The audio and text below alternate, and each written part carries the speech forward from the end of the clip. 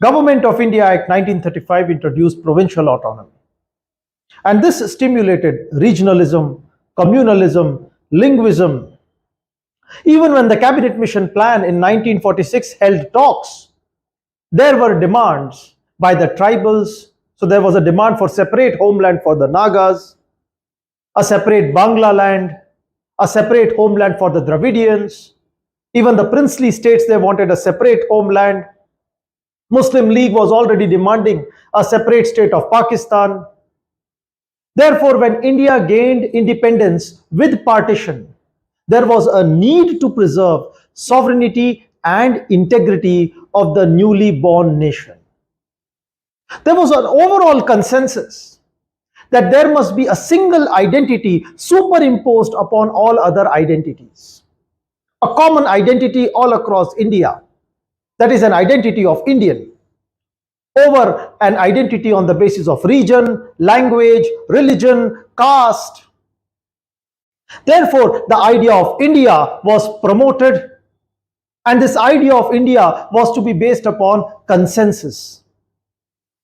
Considering the challenges on the eve of independence in the form of regionalism, princely states, the Constituent Assembly, which had already begun deliberations since 9th of December 1946, decided or unanimously agreed so as to have a strong union, impose centralization throughout the territory of India, and an idea of India that was to be based upon consensus.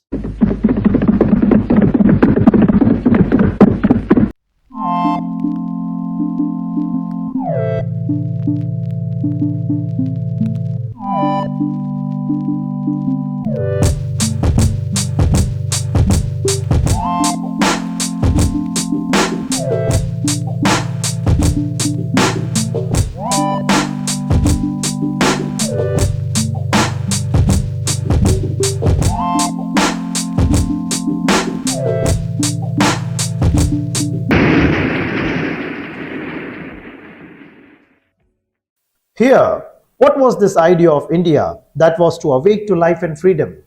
Was it to be the Bharatvarsha, the cradle of Hindu civilization, as exhorted by the RSS and Hindu Mahasabha?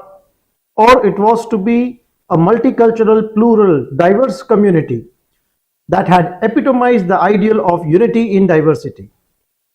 Were these two ideas to conflict, or they were to coexist?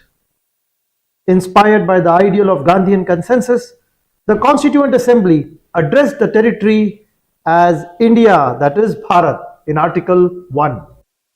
Whether it was Ashok, Muhammad bin Tughlaq, Aurangzeb, and even British East India Company, India as a territory could never be centralized. This realization prompted the British to begin decentralization via Indian Councils Act of 1861. It culminated into provincial autonomy in the Government of India Act 1935. The experience of partition, rising communalism, regionalism, and communism necessitated a strong center. Merger of princely states and ongoing task of territorial integration required emphasis upon the union. Although the constitution had various federal features such as Schedule 7, however, the Part 1 of the Constitution explicitly described India as Union of States rather than United States. Thus, Article 1 states that India, that is Bharat, shall be a union of